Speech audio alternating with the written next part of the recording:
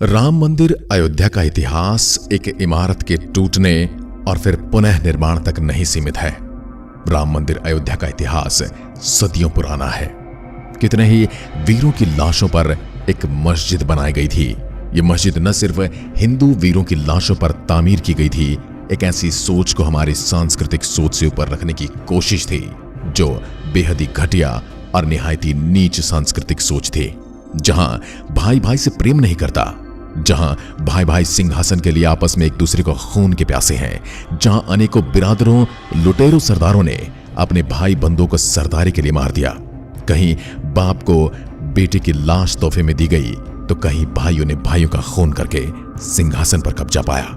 ऐसी परंपरा जो भारत के सिवा विश्व में कहीं नहीं थी, जहां भाई भाई के लिए त्याग करता है। उस परंपरा को हत्यारों द्वारा रची गई परंपराओं के मीनारों के नीचे दबाने की कोशिश की गई थी। जहां राजा और सेना आम जनता की सुरक्षा का वचन देती हो, जहां चाहे वो शत्रु राज्य के ही नागरिक क्यों ना हो, ऐसी दुर्दांत और क्रूर शक्तियों का पदार्पण इस धरती पर हो चुका था। जहां बच्चों और महिलाओं को सबसे पहले निशाना बनाया जा रहा था। कहां ऐसी परंपरा जहां आम जन को योद्धा युद्ध के बाद भी नुकसान नहीं पहुंचाते, जहां लूटमार नहीं होती थी। ऐसी परंपराओं ने यहां पर कदम रखा था जहां लूटमार उनका धर्म, उनका पेशा और उनकी किताबें सिखाती थी। आपको क्या लगता है, हमने यूं ही मंदिर ढहाने दिया होगा? हमारे वीरों ने इनका सामना नहीं किया होगा? मंदिर में जितनी ईंट पत्थर नहीं लगे होंगे जितने हमारे वीरों ने इस मंदिर को बचाने के लिए अपने शीश कटवा दिए थे। कहानी शुरू होती है तब से जब एक हमलावर भारत में अपनी क्रूरता के दम पर सत्ता हथियाने में कामयाब हो जाता है। दरअसल मकसद तो भारत में ऐसी परंपरा का प्रचार और विस्तार करना था जहां किसी की जान लेने के लिए उसका मूर्ति पूजक होना ही काफी था। जहां किसी के अपराधों को सिर्फ इसलिए क्षमा कर दिया जाता है कि वह उनके मजहब का है, और वहां किसी निर्दोष को सिर्फ इसलिए मार देना काफी है कि वह उनके मजहब का नहीं है। ऐसी परंपराओं ने भारत में कदम रख दिया था, और यह मंदिर निर्माण की कहानी उससे भी कहीं पुरानी है।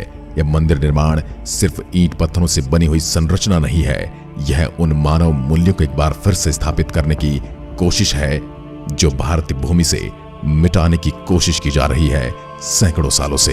अब चलते हैं अयोध्या और भगवान राम और इस मंदिर की कहानी की ओर। भगवान राम का जन्म 5114 ईस्वी पूर्व को उत्तर प्रदेश के अयोध्या नगर में हुआ। जैन धर्म के प्रथम तीर्थंकर भगवान ऋषभदेव का जन्म भी अयोध्या में हुआ था। आक्रांताओं के आने से पहले यह हिंदू, जैन और बौद्ध धर्म के सैकड़ों मंदिर और स्तूप थे। तथ्य कहते हैं विदेशी आक्रांता बाबर के आदेश पर सन 1527 से 28 में अयोध्या में राम जन्मभूमि पर बने भव्य राम मंदिर को तोड़कर एक मस्जिद का निर्माण किया गया। कालांतर में बाबर के नाम पर ही इस मस्जिद का नाम बाबरी मस्जिद रखा गया। कुछ लोग ये भी कहते कि बाबर का एक रखेल था जिसका नाम बाबरी था, उसी के नाम पर यह मस्जिद रखी गई क्योंकि बाबर उस अपने पुरुष मित्र से बहुत ज्यादा प्रेम करता था। जब मंदिर तोड़ा जा रहा था तब राम जन्मभूमि मंदिर पर सिद्ध महात्मा श्याम नंद जी महाराज का अधिकार था। उस समय भीटी के राजा मेहताब सिंह बद्री नारायण ने मंदिर को बचाने के लिए बाबर की सेना से युद्ध लड़ा। कई दिनों तक युद्ध चला और अंत में हजारों वीर सैनिक बलिदान हो गए और मंदिर को न बचा सके। इतिहासकार कनिंगम अपने लखनऊ गजेटियर के 66वें अंक के पृष्ठ 3 पर लिखता है कि 1,74,000 हिंदुओं की लाशें गिर जाने के पश्चात मीर बकी अपने मंदिर ध्वस्त करने के अभियान में सफल हो पाया था। अंदाजा लगाइए कितने ही वीरों ने एक एक पत्थर के लिए अपना शीश कुर्बान कर दिया था। उस समय अयोध्या से 6 मील की दूरी पर सनेतु नाम के गांव के पंडित देवीदीन पांडे ने वहां के आसपास के गांवों सराय, सिसिंडा, राजेपुर आदि के सूर्यवंशी क्षत्रिय को एकत्रित किया और फिर से युद्ध हुआ। पंडित देवीदीन पांडे सहित हजारों हिंदू वीर एक बार फिर से बलिदान हो गए और बाबर की सेना जीत गई, लेकिन प्रयास खत्म नहीं हुए, कोशिश का अंत नहीं हुआ। पांडे जी की मृत्यु के 15 दिन बाद हंसवर के महाराजा रणविजय सिंह ने सिर्फ हजारों सैनिकों के साथ मीर बाकी की विशाल और शस्त्रों से सुसज्जित सेना से रामलला को मुक्त कराने के लिए आक्रमण किया, लेकिन महाराज सहित जन्मभूमि के रक्षार्थ सभी वीरगति को प्राप्त हो गए। महाराजा रणविजय सिंह की पत्नी रानी जयराज कुमारी हंसावर ने अपने पति की वीरगति के बाद स्वयं जन्मभूमि की रक्षा के लिए कार्य को आगे बढ़ाने का बीड़ा उठाया और 3000 नारियों की सेना लेकर उन्होंने जन्मभूमि पर हमला बोल दिया और हुमायूं के समय तक उन्होंने छापामार युद्ध जारी रखा। स्वामी महेश्वरानंद जी ने सन्यासियों की सेना बनाई। रानी जयराज कुमारी हंसावर के नेतृत्व में यह युद्ध चलता रहा, लेकिन हुमायूं की शाही सेना ने इस युद्ध में स्वामी महेश्वरानंद और रानी जयराज कुमारी लड़ते हुए अपनी बची हुई सेना के साथ बलिदान हो गई और जन्मभूमि पर पुनः मुगलों का अधिकार हो गया। मुगल शासक अकबर के काल में शाही सेना हर दिन के इन युद्धों से कमजोर हो रही थी। अतः अकबर ने बीरबल और टोडरमल के कहने पर खस की टाट से उस चबूतरे पर 3 फीट का एक छोटा सा मंदिर बनवा दिया। अकबर की इस कूटनीति से कुछ दिनों के लिए जन्मभूमि में रक्त नहीं बहा। यही क्रम शाहजहां के समय भी चलता रहा। फिर औरंगजेब के काल में भयंकर दमन चक्र चलाकर उत्तर भारत से हिंदुओं के संपूर्ण सफाई का संकल्प लिया गया। उसने लगभग 10 बार अयोध्या के मंदिरों को तोड़ने का अभियान चलाकर यहाँ के सभी प्रमुख मंदिरों और उनकी मूर्तियों को तोड़ डाला।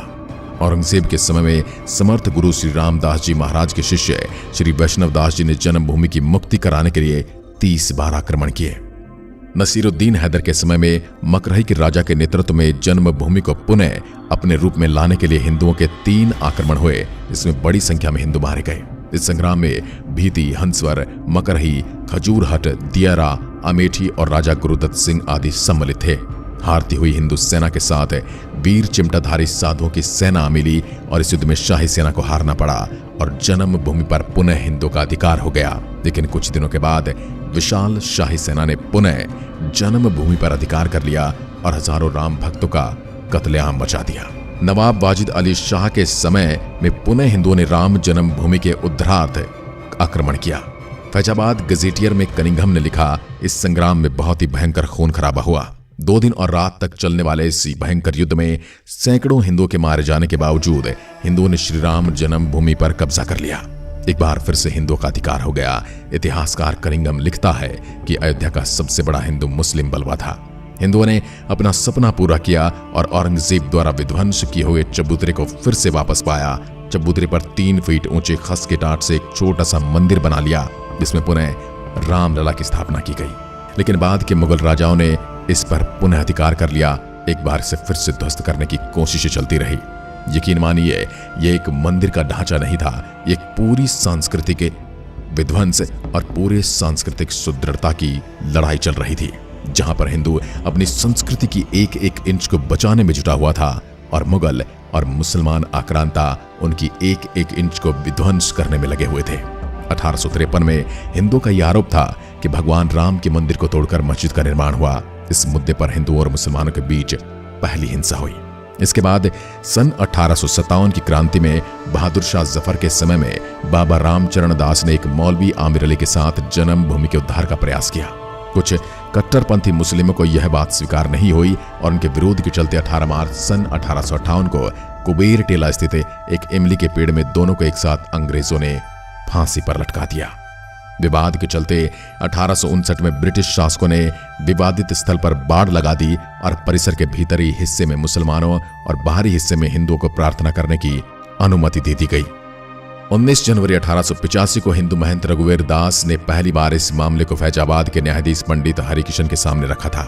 इस मामले में कहा गया था कि मस्जिद की जगह पर मंदिर बनवाना चाहिए, क्योंकि वह स्थान प्रभु श्री राम का जन्म स्थान है।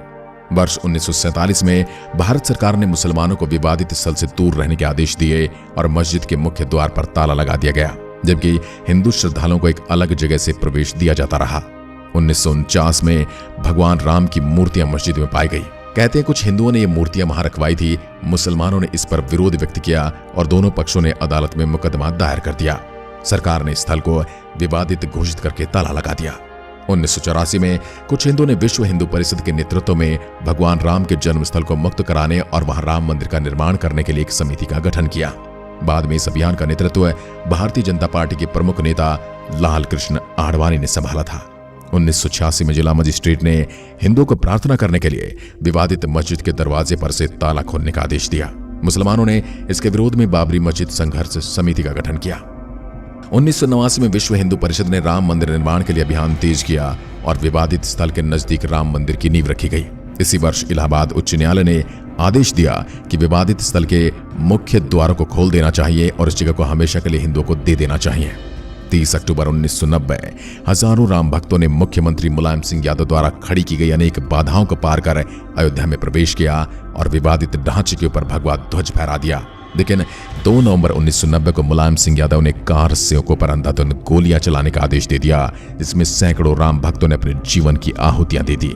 सरयू तट राम भक्तों की लाशों से पट गया। इस हत्याकांड के बाद अप्रैल 1991 को उत्तर प्रदेश के तत्कालीन मुख्यमंत्री मुलायम सिंह यादव को इस्तीफा देना पड़ा। इसके बाद लाखों राम भक्त 6 दिसंबर को कार सेवा हेतु अयोध्या पहुंचे। 6 दिसंबर 1992 को बाबरी ढांचे को ढाकर समतल कर दिया गया, जिसके परिणाम स्वरूप देश भर में दंगे भी हुए।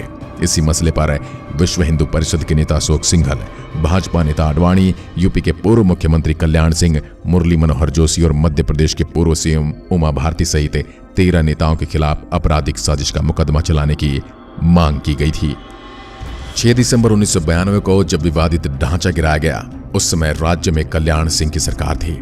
उस दिन सुबह करीब 10:30 बजे हजारों लाखों की संख्या में कार सेवक पहुंचने लगे। दोपहर में 12 बजे के करीब कार सेवक का एक बड़ा सा जत्था मस्जिद की दीवार पर चढ़ने लगता है। लाखों की भीड़ को संभालना सभी के लिए मुश्किल होता जा रहा था। दोपहर के 3:40 पर पहला गुंबद भीड़ ने तोड़ दिया और फिर 5 बजने में जब 5 मिनट का वक्त बाकी था, तब पूरे का पूरा विवादित ढांचा जमींदोज हो चुका था। भीड़ ने उसी जगह पूजा अर्चना की और रामशिला की स्थापना कर दी। पुलिस के आला अधिकारी मामले की गंभीरता को समझ रहे थे। गुंबद के आसपास मौजूद कार सेवकों को रोकने की हिम्मत किसी में नहीं थी। मुख्यमंत्री कल्याण सिंह का साफ आदेश था कि कार सेवकों पर गोली नहीं चलेगी। 1527 से 28 ईस्वी में बाबर के सेनापति मीर बाकी ने अयोध्या में श्री राम जन्मभूमि पर मंदिर को तोड़ा था, जिसका पंडित देवीदीन पांडे ने नेतृत्व में युद्ध के रूप में पहला विरोध किया था। तब से लेकर आज तक 77 से अधिक युद्ध और सैकड़ों दंगे हो चुके हैं, जिसमें लाखों कार सेवकों की जानें चली गई। इस पवित्र स्थल हेतु श्री गुरु गोविंद सिंह जी महाराज, महारानी राजकुंवर तथा अन्य कई विभूतियों ने भी संघर्ष किया है।